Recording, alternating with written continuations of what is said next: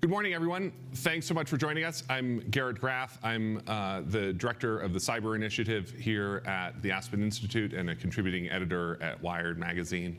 And I am really excited to be on stage today with three really great geopolitical and technology thinkers, Anne-Marie Slaughter, Eric Schmidt, and Dario Gil, for a conversation about what I think is one of the most important geopolitical trends of the year, and one where we have seen tremendous upheaval and change happen both over the last 2 years during COVID and then particularly in the last 4 months since the Russian invasion of Ukraine.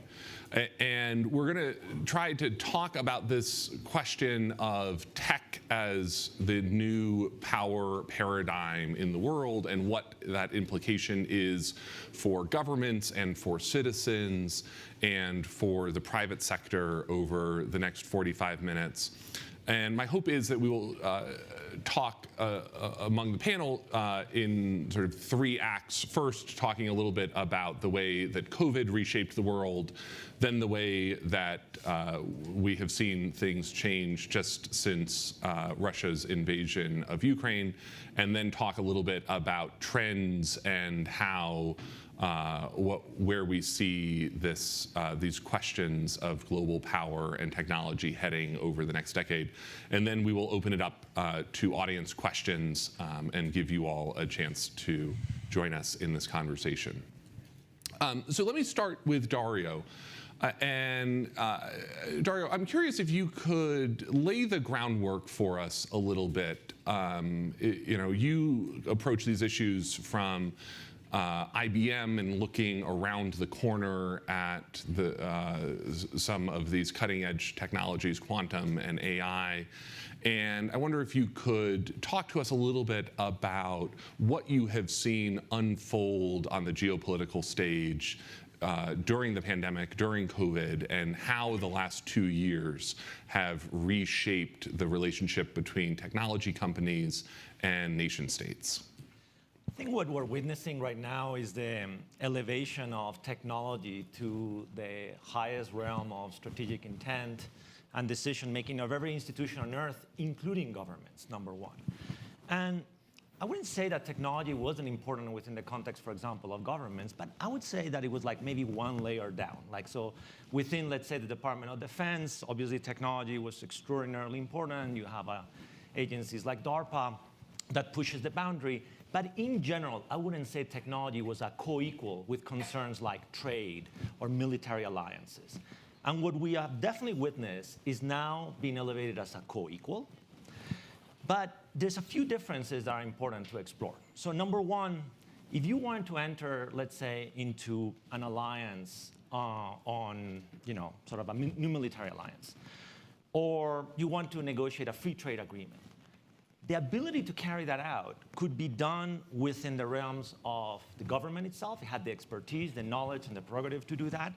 And it could find its counterparts with other governments to go and get that done. In technology, it's not the same. The vast majority of technology is owned, managed, pushed by the private sector, as one contrast you have around it. And second, we don't have the institutions with which to carry these negotiations. What is the G7 of technology, as an example? Who sits around the table? What are the rules? So you're starting to see examples of things emerging in the US, EU, Technology and Trade Council that has been set up. You see things like with the Quad, as an example. You see it within agencies of the government, for example, the Transnational and Technology Mission Center at the CIA. You're seeing in the National Science Foundation with the creation of the Technology Directorate.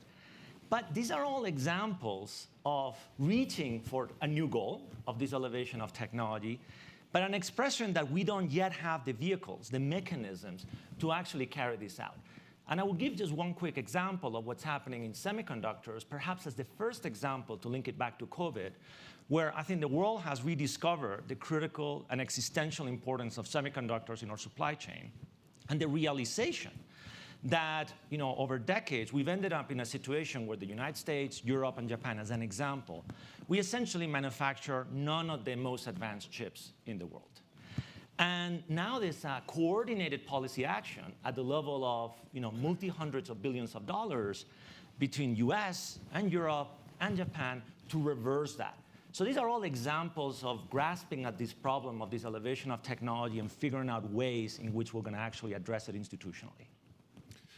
Eric, you were sort of in the first wave of companies, technology companies specifically, that became sort of nation states onto themselves, and sort of, we are used to, of course, a previous generation of technology companies,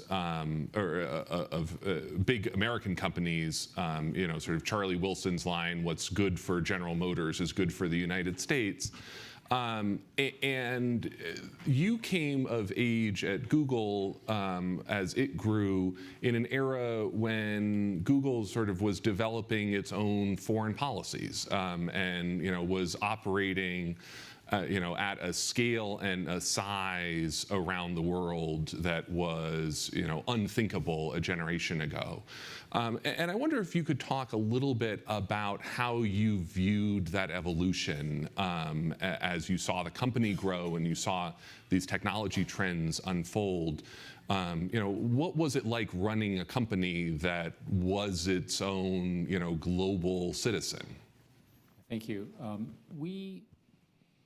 So I was there for 20 years, and I think the first 5 or 6 years were defined by pure, naive techno-optimism.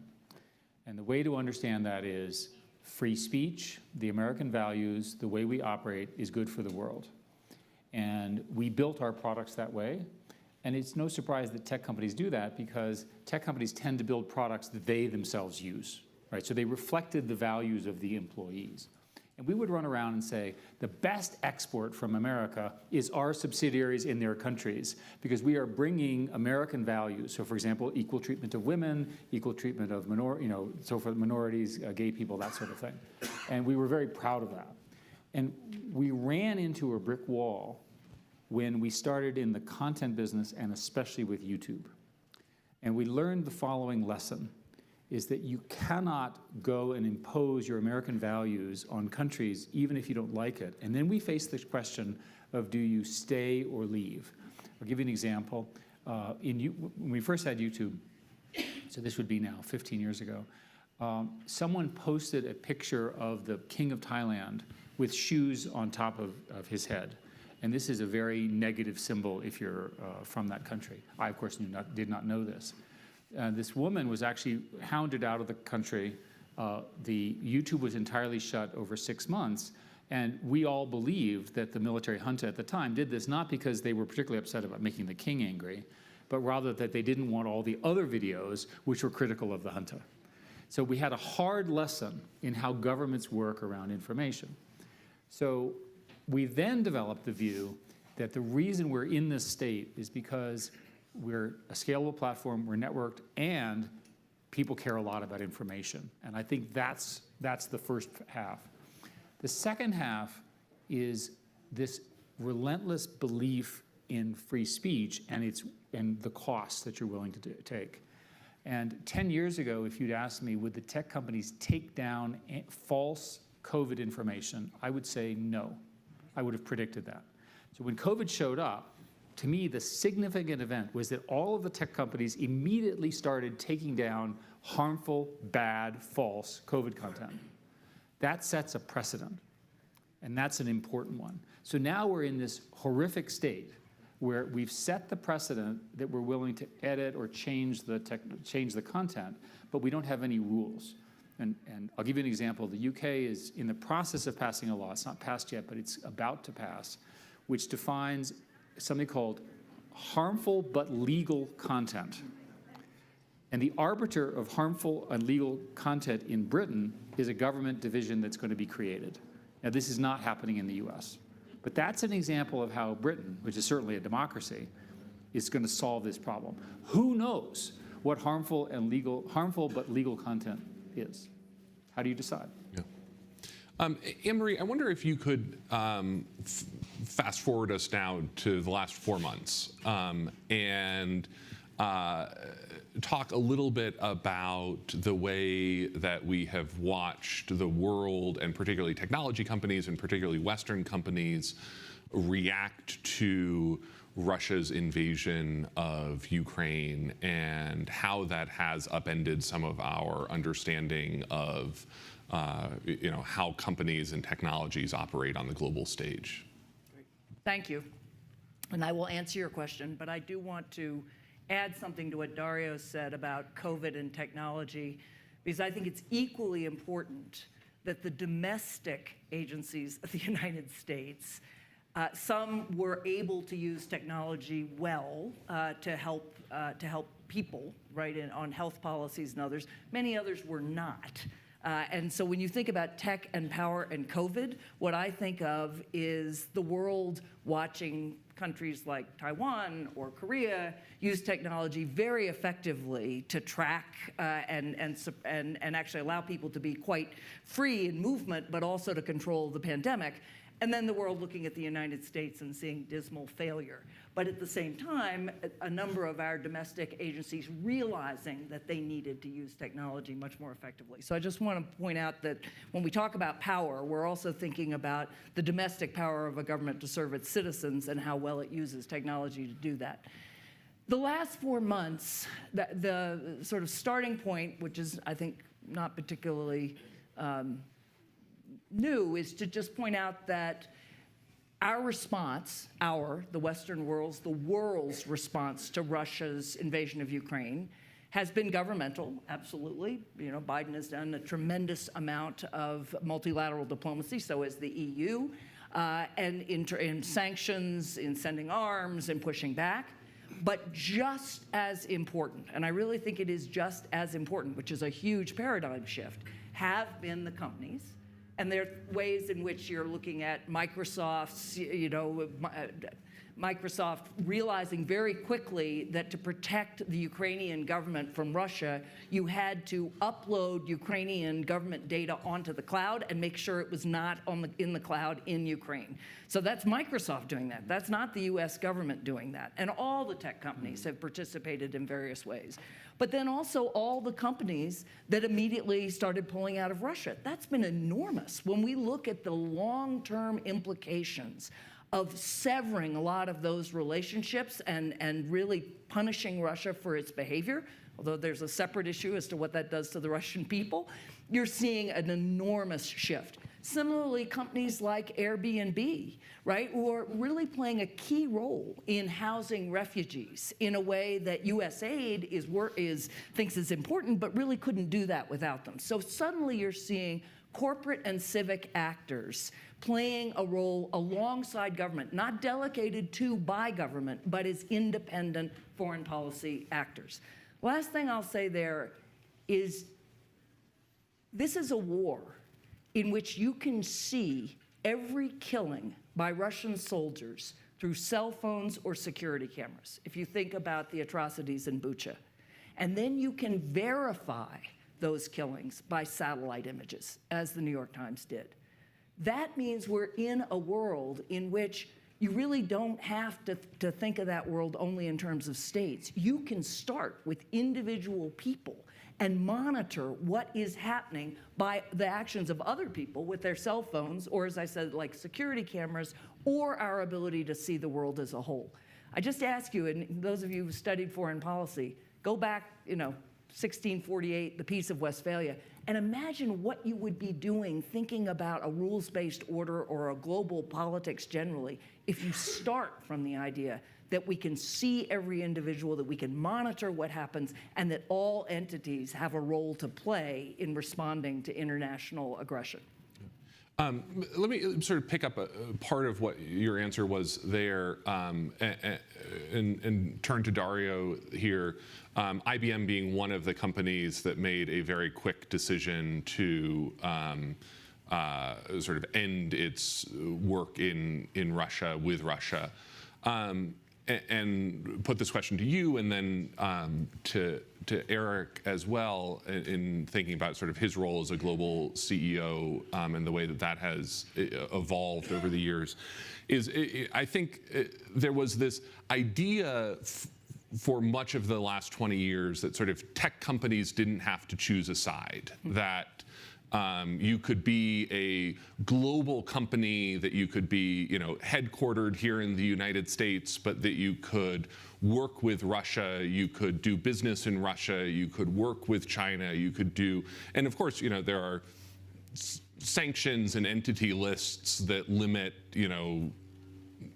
North Korea business development opportunities, for instance, but Put it mildly. but beyond that, that you could be a global citizen, and that I think sort of one of the things that we've seen, particularly over the last 4 months, and over the last 2 years, a little bit more broadly, is that that's becoming harder for companies. And I wonder if you could talk a little bit about how that thought process unfolds within a company as you sort of begin to look at how you align business and values and geopolitics. Yeah, I think obviously we were all living under an umbrella of, a mantle of globalization and sort of an expansion of opportunity and markets that condition every aspect of how large multinational companies operated, right? Having said that, even in that context, there was a lot of fine-grained consideration of where you did what. So it was never true, given as an example of IBM, that we felt, anything, anywhere, right, is fair game. For most advanced technology and sensitive technology, we're always very, very aware of where that was being done, who had access to what, under what conditions that would take place. So that's like number one is there. Clearly, the situation has changed dramatically, right? To put it mildly.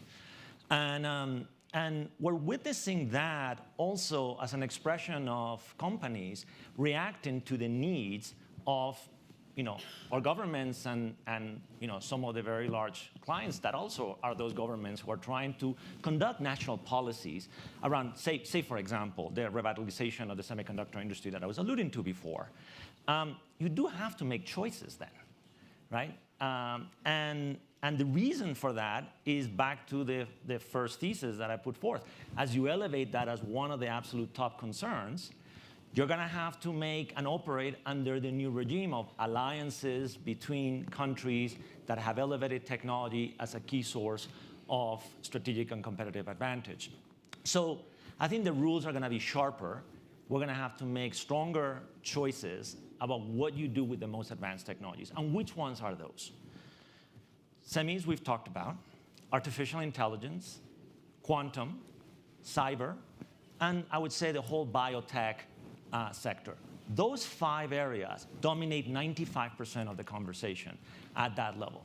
And on those topics, there is definitely a marked difference about what you do, where you do it, with whom and how. Mm-hmm. And that has changed a lot. Yeah.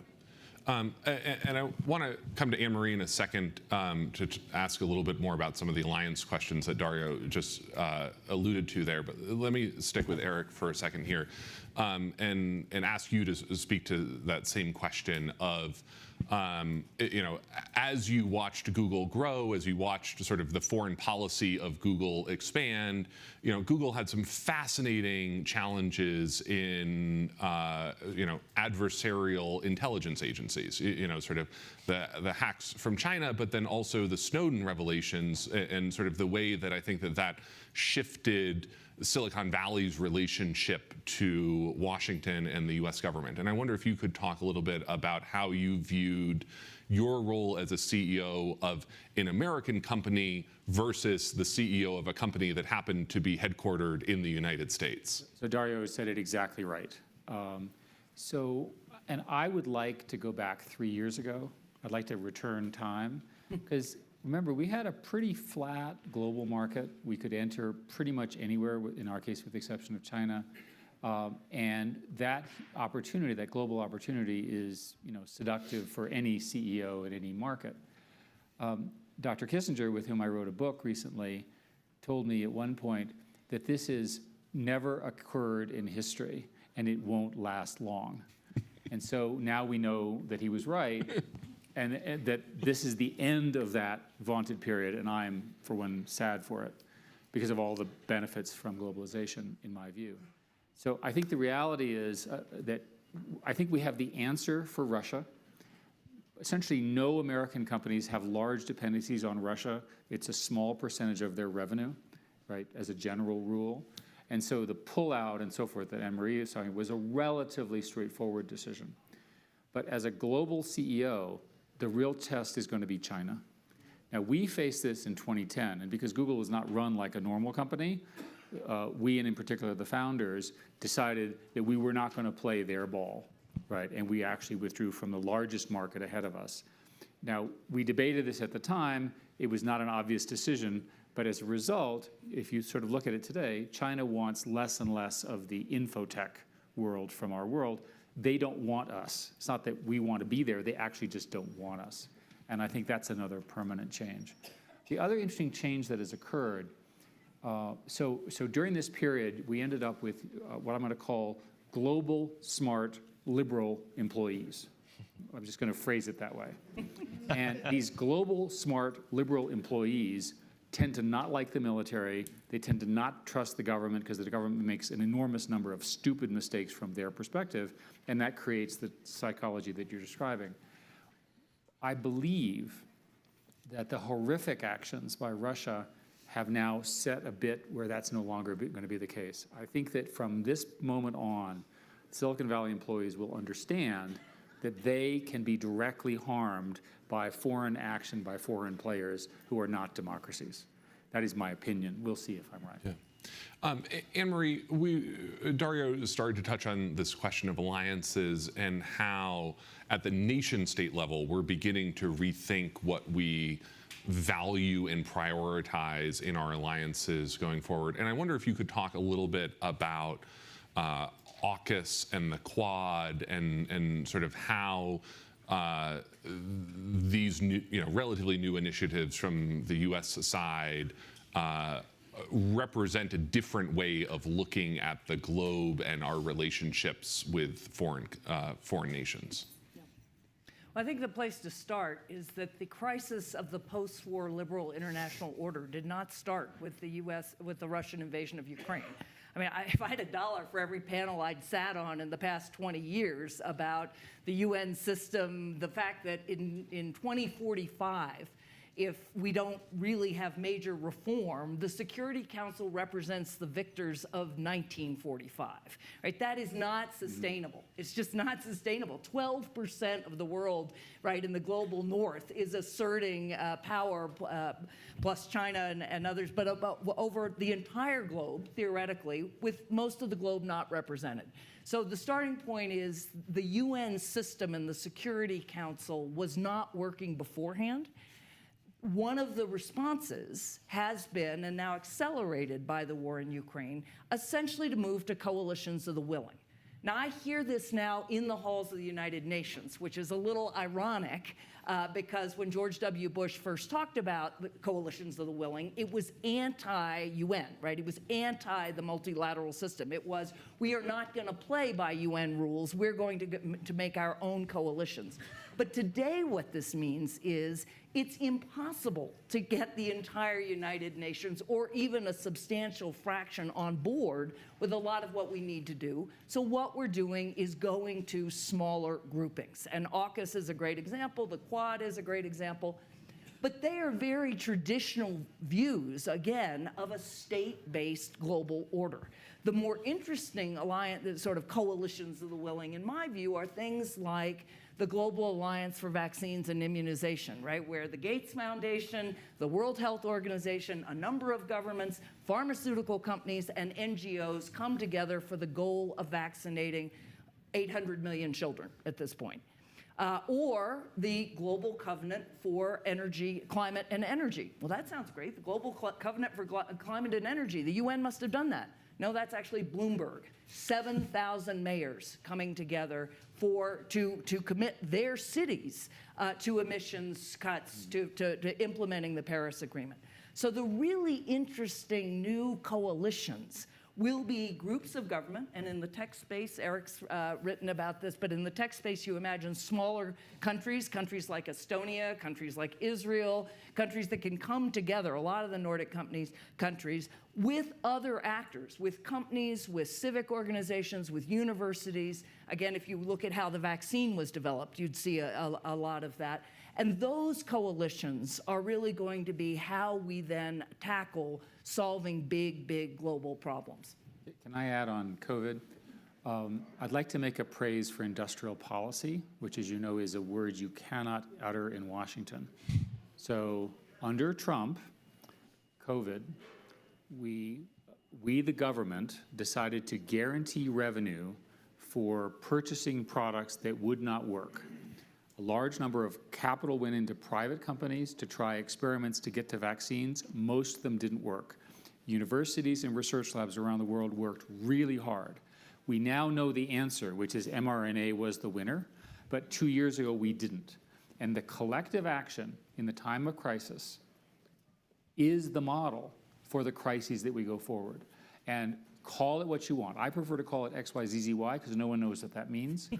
but the funny thing is, I was in one of these secret briefings in a skiff with a bunch of senators, and one of the Republicans said, well, we should have more industrial policy like COVID. And I said, oh my God. And they won't say it outside the room. We've got to get a breakthrough to get these institutions that Marie and Marie described to work. And so following up on that, what is the area that you would be having us invest in as a government, as an economy right now that we are not? So the Congress created a National Security Commission on AI, which I was the chairman of, and we released our report last year, and we're still working on the consequences of it in a good way. And we're getting a lot of laws passed, which is rare in DC through the NDAA process, which I can describe. And as part of that report, we said a whole bunch of things around AI, because AI leadership is the core to everything else. But we also published a list of what America should invest in, because we didn't have one. And the list is what Dario said. So we have agreement. And by the way, how do we know what the list was? China published its list, okay? And what's its list? It's the same list: AI, quantum, new energy, synthetic biology, and a few other areas. Now, why am I so exercised about this? China is putting billions of dollars in what they call civil military fusion, where it's all one bucket of money for both national security as well as domestic growth. These are businesses where they will make large amounts of money. We did a separate report on SynBio, which said it was a $4 to $30 trillion a year business in the next decade, right? They want to lead in those businesses. You are not going to like using Chinese technology in the way you communicate, in the way your systems work, in the way the AI produces their algorithms. You're going to be worried about their biological work. And the quantum stuff, you can't imagine what it can do. So this is a real crisis. I think we need an industrial policy, or XYZZY, around this problem, right? It's concerted effort. You mentioned semiconductors. So Trump administration, and I never praise the Trump administration, managed to get Samsung and TSMC to build factories in various states in the Southwest. Intel is now investing in Ohio, right? We're trying to remediate our error. The numbers are 36 mega plants in the last 30 years in China, 24 outside of the US, 0 in the US built. Those are the numbers. Now, and we're trying to reverse that. By the way, why did we get out of it? Because our costs are too high. When you take a Taiwanese plant and you build it in the US, it costs twice as much. That's the truth. Now, if it's going to cost twice as much, the government is going to have to subsidize the extra cost, because businesses are not stupid, right? And that's a legitimate industrial policy, in this case for national security. We need to control the supply chain. Mm-hmm. Let me ask Dario one last question, and then we'll open it up for audience. We've been talking about quantum. I had the opportunity that you brought me to Yorktown Heights to show me the IBM's quantum computer, and I wonder if you could talk for us a little bit about what the opportunity there is, but then also what the risk is if the U.S. doesn't get this right. Yeah, well, first, when we talk about the story of computation, computing with a capital C, I mean, what we've witnessed over the last 70 years is that every profession, every institution is about the exercise now of your domain, your knowledge around it, plus computing, right? Plus that intersection. And what is happening with quantum is that it's the first time in the history of computing that the category itself is branching. Meaning, moving forward, we will refer to all the computers we've ever built as classical computers, and there's this new branch called quantum computers. And they operate fundamentally different. And I won't go into the details of it, but it exploits fundamental properties from physics, from quantum physics, to represent information much more richly. And it's going to matter a great deal in terms of opportunity for modeling nature, right? So we know nature, problems of physics, chemistry, material science, life sciences, obeys the laws of quantum mechanics. And by building a machine that operates according to those laws, we're going to be able to calculate things and simulate things with much more fidelity. So every industrial sector that depends on innovation on the physical world, right? A better catalyst for an industrial process, a better fertilizer for agriculture, better batteries for automotives. All of those areas are going to be greatly impacted by quantum computing over time.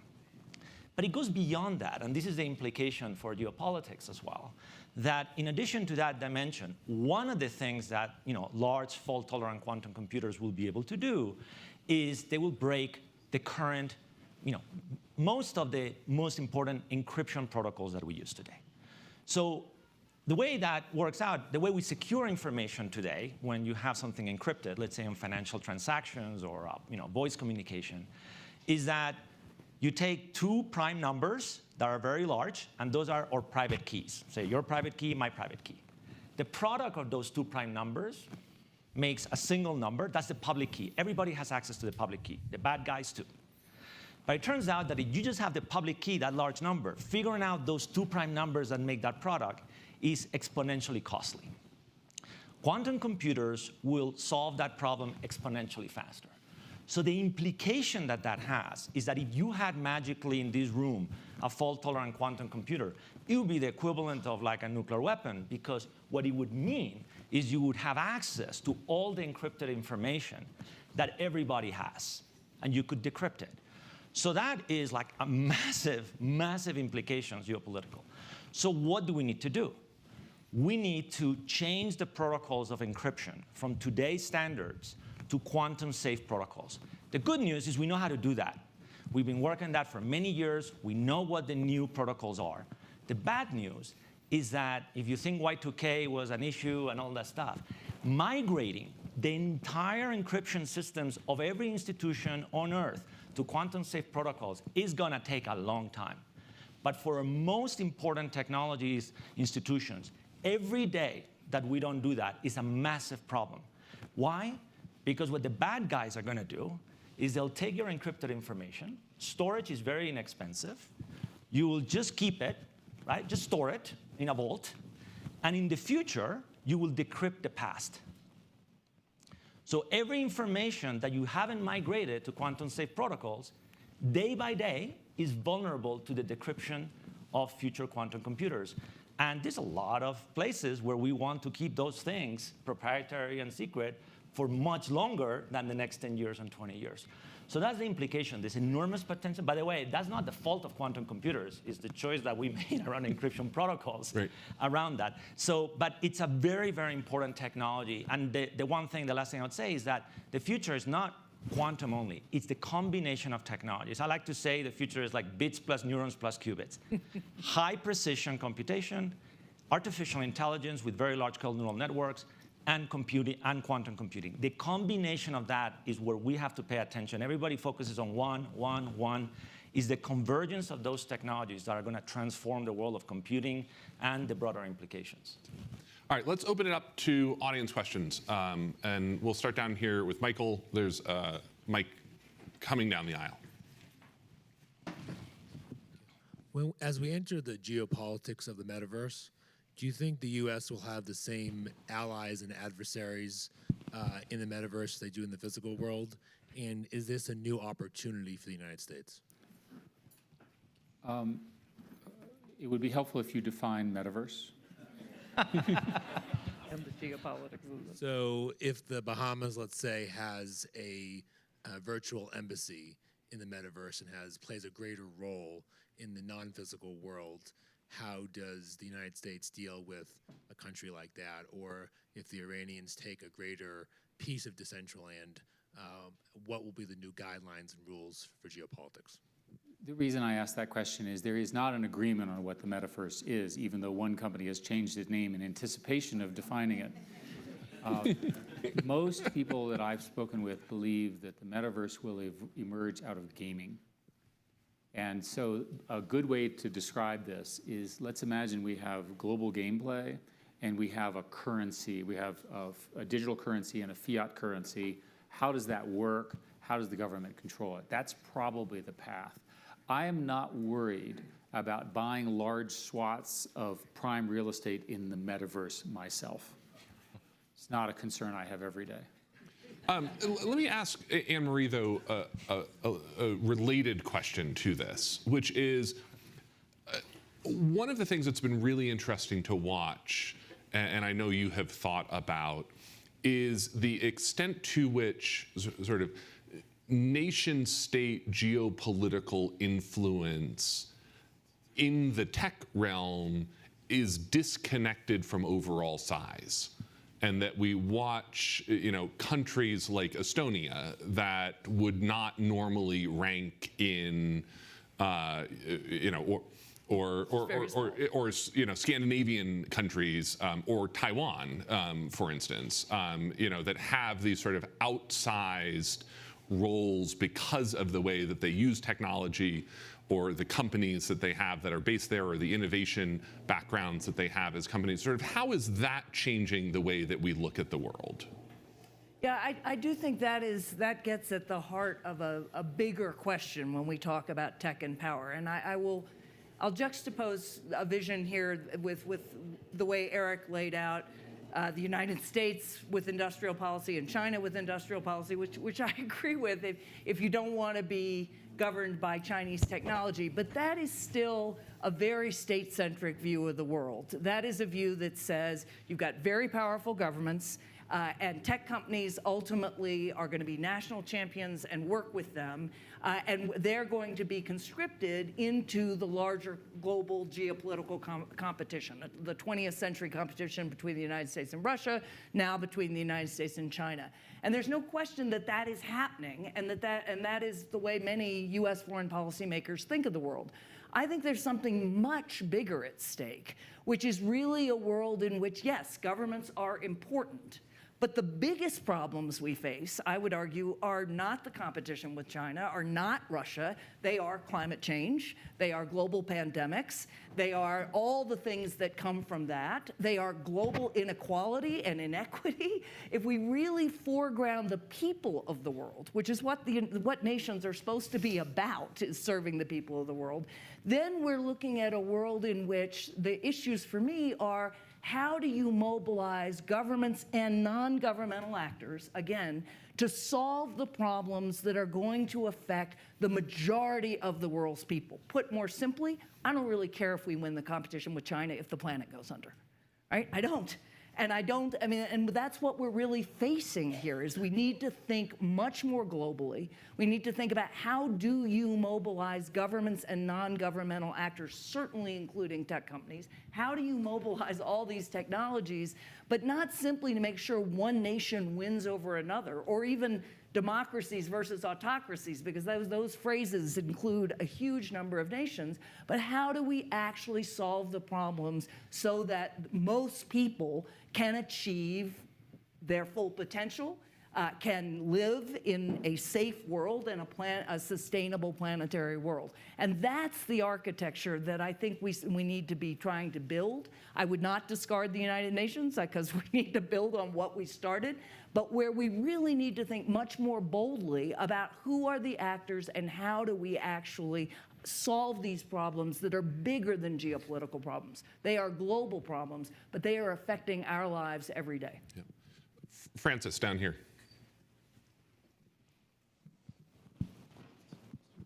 Thank you both for raising this issue, and that's really my question. In the face of increasing challenges that we face in this country, technology competition with China and other issues, in the face of all these climate change and pandemics, that requires global cooperation, how do you balance the national security issues of the nation in the face of requirements of global collaboration at this time that is really required more than ever? How do you balance that? Well, you will. Well, I would say I would answer like a yes and.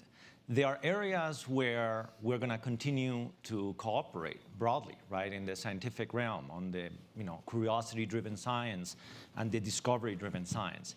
As you go higher up on the technology stack and you require deeper and deeper integration, right, into factors of like production and distribution, right, and the management of the intellectual property that goes along with it, you will see less and less collaboration on topics that there's overlap. So I think we just have to have like a, sort of a nuanced approach of, hey, in these areas we can collaborate very broadly, like let's say as a global scientific community, which happens, by the way. I mean, and that's something we have to defend no matter what, and we should not be at the subject in a situation where, like, we destroy sort of that element of scientific cooperation that is the foundation of discovery, right? Even if we're saying, higher levels up the stack, we need to protect certain technologies, or it's going to be subject, to these geopolitical dimensions around that. So it's like to not end up in a world where it's like so black and white. Like, what are areas in where we need to cooperate broadly and enhance those and care of those and feed them, right, and nurture them? And there are other areas where we'll say, well, not on this. We won't do this. I think that we are all subject to the comic book formulation of strategy. And the comic book is, we're good, they're bad, we're fighting, we have to win, and it's to the death. A better model is rivalry partnership. So in the case of rivalry, the #1 rival for the rest of my life is going to be China, for the reasons that Dario said very well, and he's completely right. With respect to partnerships, try to make a list of things you need to partner with China on. So what's the list? Climate change. Another one has to do with accidental getting into wars. A good example is that when you launch a missile in any country, you let all the other countries know you're doing it. They all take their satellites and look at the missile, which allows them, by the way, to fine-tune their satellites, while you fail or succeed at launching your missile. Now, why is this a reasonable accommodation? Because people are going to launch missiles, but you don't want to be the one that didn't notice it was coming at you. That's a reasonable agreement of people who are competitors, right? We need a lot more of those, and that's, I think, the way we'll do it. If you look at it strategically, I'll give you another example. The Trump administration, and to some degree the Biden administration, is obsessed with tariffs. Tariffs on things which are non-strategic, which is pretty much all the stuff, don't matter. That's just a tax. So don't worry. I mean, you've just decided to tax yourself. It's fine. I don't agree with it, but that's my personal view. What matters are the platforms in which the next industries are going to be built in. And that list is known. It's the list that Dario said. It's the list that I said. And that's where these subtle things are. So an example would be the Trump administration banned the Chinese use of ASML. The ASML is the monopoly provider of the highest quality optical photolithography. That was a smart decision because it set China back. So the way you're going to do the rival partnership is in certain strategic areas, you're going to make your special sauce not available. But in other things, you don't care. So for example, the fact that we use the same grading for steel or we use the same sort of terms for varnish doesn't matter. It's not strategic. Just 2 sentences.